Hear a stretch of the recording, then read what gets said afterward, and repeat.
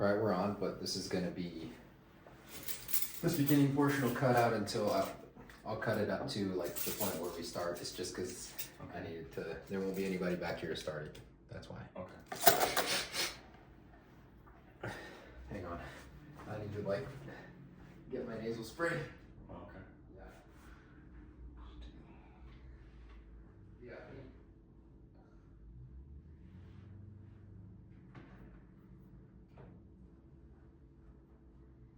So it's right here. Assuming they still have.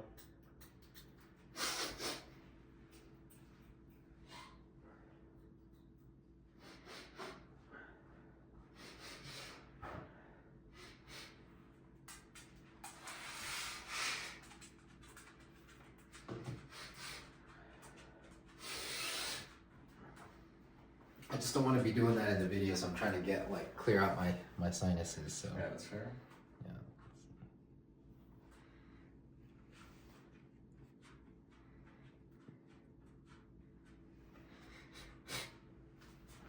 All right. And let's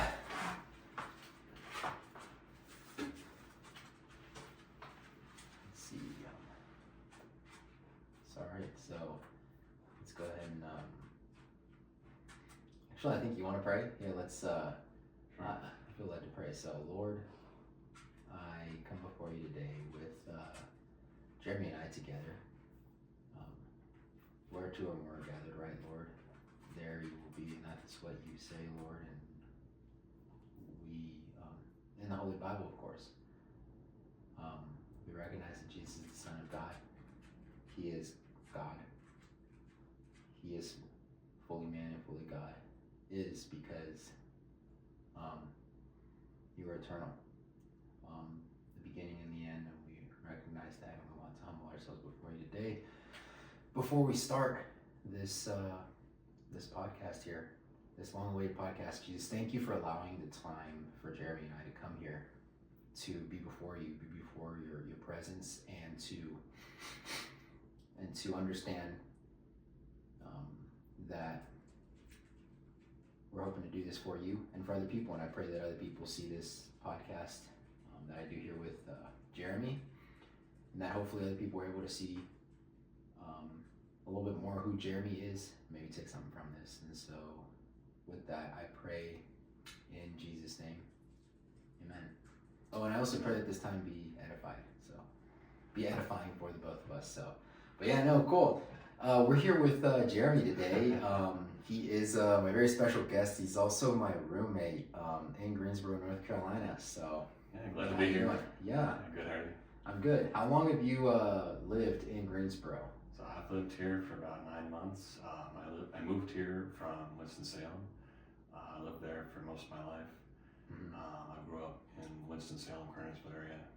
You know, went to church there for over 20 years.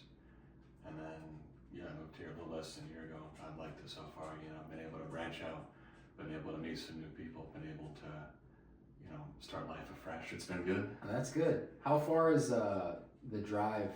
How far was the drive before when you were living in Winston-Salem or like Kernersville? It was like 20, 25 minutes from here to like my parents' house in Winston. Okay. Did you have like any friends, or did you know people like personally in Greensboro whenever you would come over here, or if you did? Yeah, well, I went to UNCG for several years, so you know, I went to UNCG from. No, that's just my. Go ahead. Yeah. I went to UNCG from 2017 to 2020. I majored in computer science there. Wait, so you mean it like you finished in 3 years? Well, so I guess I left out some context. So I went to community college before that. Okay. Yeah, so I got an associate's in science where I did dual enrollment. So I did. So I did some classes while I was still in high school. Okay. Yeah, I've heard of that. Yeah. So it's a cool program. So I got my associates in science, and I was mostly like my gen eds and like you know, chemistry, English, and stuff like that. And then I transferred to UNCG. I studied computer science. I studied programming. Okay. And yeah, it's kind of funny because like, you know, while I was going to UNCG, I didn't live in Greensboro, And now that I live in Greensboro, I don't go to UNCG. Yeah. No, but it's cool though. It's I think maybe commuting provided some of that space, I guess. Do you think it would have made a difference had you, as far as like your academic performance, had you lived here and gone to UNCG versus having to commute, Yeah, well, I feel like, I kind of missed out on like a social life a bit because I had to go home early. Yeah. I couldn't stay up too late because, I had to drive the next day. Mm. But I have no debt. Okay. I graduated totally debt free. Oh, boom! There you go. So, yeah, especially like if living on campus too, I've heard can get pretty expensive too, Yeah, or even off campus. I mean, gosh, like but that's why it's so important to have that like social group too. You all come together and kind of pool your money, and I'm sure that's what a lot of people have to do. If they're not able to live on campus, that don't have maybe like some of those same privileges, and not that privilege is bad either, but no, that's really neat. Yeah. So it was kind of inconvenient, but I really like being debt free now. Yeah. Oh, I'm sure, dude. Who doesn't, man? Yeah, because nothing wrong with taking on some smart debt, but like I know people who still have student loans in like their 30s or even later sometimes. So thankful to not have any debt now. No, for sure. Yeah. That's important. Like right now, I'm definitely struggling with debt and just having to manage going out to eat versus staying at home and cooking something, especially if I know that I have food at home. Like today, I'll be honest, like I should have come home and maybe cook some eggs. I think I still had a little bit of sausage and ham left. Maybe make some toast, and instead I went to McDonald's because I was really craving McDonald's, But it does make a difference, and you don't realize, but slowly but surely that each transaction starts to build on itself. Even if you think like, okay, well I'm spending $12 here and $8 there, that's not that much, but no, it's $20 already, and that's only 2 transactions on that same day. You do that a couple more times throughout the week, boom, $100 going out to eat, and so that's something that I've been having to work on here recently, is just keeping a track of that and writing stuff down. So helps with that for me personally, but yeah, no, that's cool. I understand that because a lot of times I make most of my own food. I don't go out to eat or order delivery that often, but like it takes effort to make your own food. It takes effort to make your food and then clean your dishes and everything. So like it does. Sometimes you just want to be lazy, and I don't blame you. Yeah, you have like this picture in your head of like, okay, I just saw on Pinterest this absolutely amazing assorted and arranged like charcuterie board, for instance, and you're at the gym, and this is just like, honestly, this is a real example. And the other day I was thinking about making a charcuterie board, and I was like, all right, yes, I'm gonna get home and I'm gonna do this charcuterie board. And I get done at the gym, maybe I go a little too hard, and then now it's kind of just like a bust. I get home and I'm like, I don't want to do this anymore. Like let me go out to eat. Like who am I doing this for? But then I start to think, wait a minute, no, I'm doing it for me, and I don't think there's anything really wrong with that. Like just making a charcuterie board, even if it as big as I was thinking it might have been, not absorbently big, or astronomically big, either, but not always feeling the need to have to do something nice, or feeling that guilt for doing something nice, for oneself, because it's treating yourself as taking care of yourself, and then you can pour in others too. Yeah, doing that occasionally, there's nothing wrong with that. Yeah. No, that's neat. I've recently been trying to get more into like cooking and just staying at home overall. I've noticed that like staying at home, you learn a lot and you pick up on a lot of really neat things. I guess it's because you're not, or at least for me, I'm not always, looking for the next thing to do, especially on my days off, and I'm more focused on depth and DEPTH, right? Depth. And whether that's in reading a book and really digesting each word, or playing piano and really getting the fingering down with the technique, or even like for you for work, like I'm sure like that's a couple things that you've picked up on. What is something specifically that you think you've been kind of learning from your job, as far as like some of what you've been working towards and what you've really been hoping to improve on and have perhaps improved on? Well, I do a lot of programming work at my job, but we use a lot of these really cool techniques to analyze dementia, or to try to predict if older people will get dementia.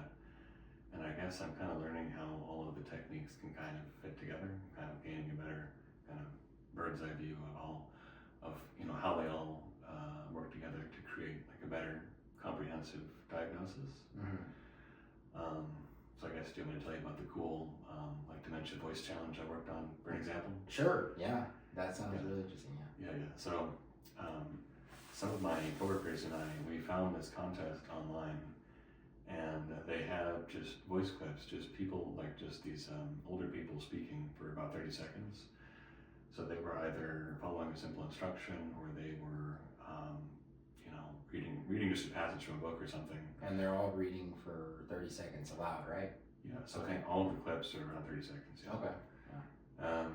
And so using some fancy AI algorithms, you can determine with up to 70% accuracy whether a person will basically be healthy within the next 6 years, or whether they will be mildly cognitively impaired, or whether they are likely to develop dementia more quickly. And that's just from their voice, which is really cool, because just from your voice. Yeah, just from like a 30-second sample of them speaking. Because when you develop dementia, like your speech patterns begin to change, and they begin to degrade in subtle ways. Okay. These cool new algorithms. What are some of the subtle ways?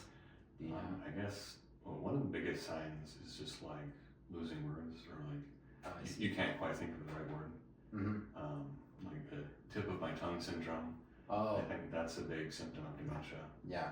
And there's a lot of really subtle You're cues. getting nervous now, like tip of my tongue. Go ahead, yeah. No, you're good. That happens occasionally. You're good. Yeah.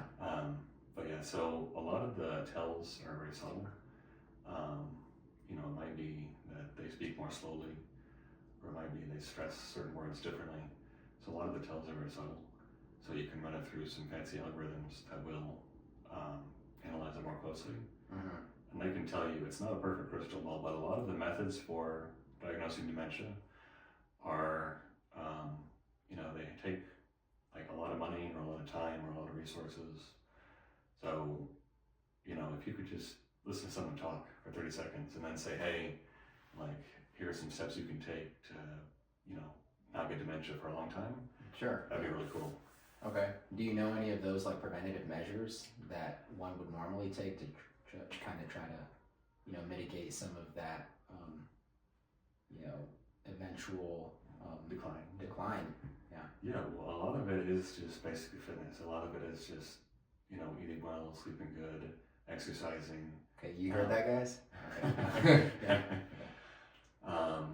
Also, a big thing is a lot of older people, they tend to lack strong social networks, or like, I guess like our neighbor, she's a really friendly lady, but like, she's just by herself.